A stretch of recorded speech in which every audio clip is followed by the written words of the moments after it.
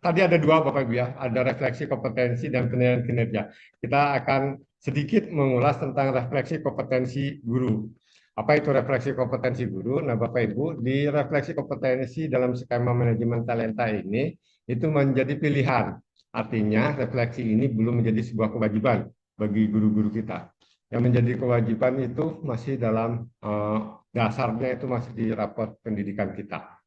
Nah, dari refleksi ini guru akan memiliki gambaran eh, profil kompetensi apa yang sudah dia miliki. Jadi artinya dari empat kompetensi yang ada, pedagogi, profesional, sosial, dan kepribadian, guru-guru kita ini sudah berada pada level apa? Pada level yang mana? Kalau lihat Bapak Ibu di Permen Dirjen 2626 tentang model kompetensi guru, itu kan ada 5 level. Ada 5 level. Nah, ini yang akan memotret refleksi dari guru-guru kita. Inputnya, jadi skemanya ini instrumennya itu didasarkan pada Permen Dirjen 2626.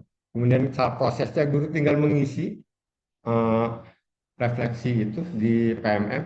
Nah, hasilnya akan menggambarkan profil kompetensi guru yang menjadi dasar bagi rencana pengembangan kompetensi guru secara berkelanjutan. Ujungnya apa? Ujungnya nanti akan ada peningkatan kompetensi bagi guru-guru kita. Harapannya ketika kompetensi guru-guru kita, itu kompetensi siswa-siswa kita juga meningkatkan apa? Karena proses belajarnya kan menjadi akan lebih baik. Ini yang diharapkan sehingga pengembangan kompetensi itu kenapa itu dikaitkan dengan pendidikan agar peningkatan kompetensi itu sejalan dengan perbaikan proses pembelajarannya. Karena apa? Karena di raport pendidikan salah satunya adalah mengukur dari proses pembelajaran kita. Ini silakan nanti Bapak Ibu baca tentang makna dan tujuan, nanti slide ini dituliskan.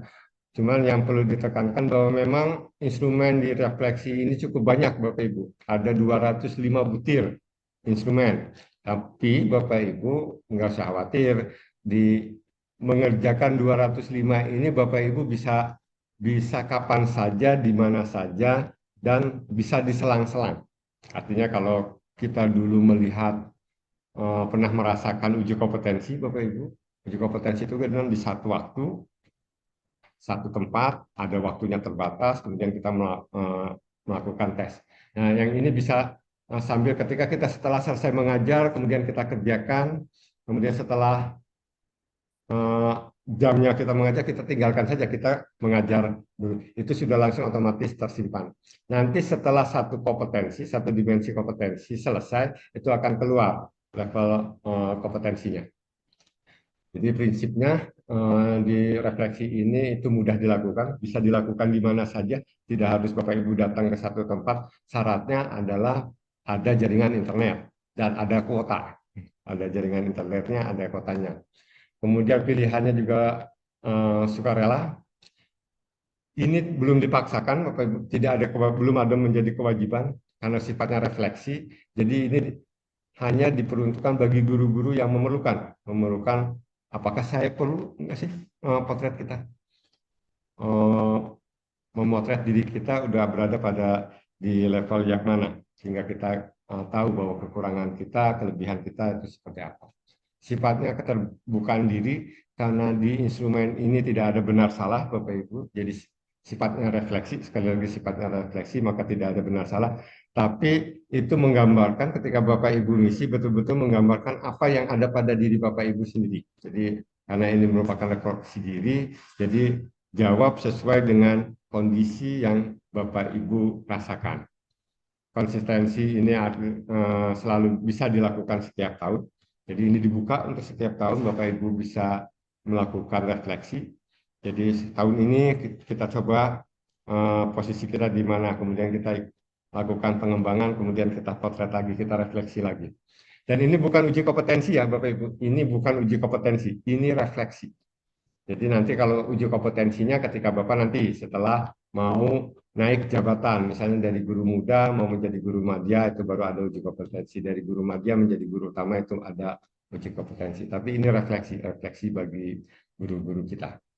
Dan ini harapannya untuk mendorong guru-guru kita untuk selalu memiliki budaya belajar. Nah, ini 4 kompetensinya, Bapak Ibu, sama seperti Undang-Undang Guru dan Dosen, ada kompetensi pedagogik, kepribadian, sosial, dan profesional. Eh, Komponen ini yang kemudian diturunkan menjadi 44 indikator, dari 44 indikator ini yang kemudian diturunkan menjadi 205 butir soal.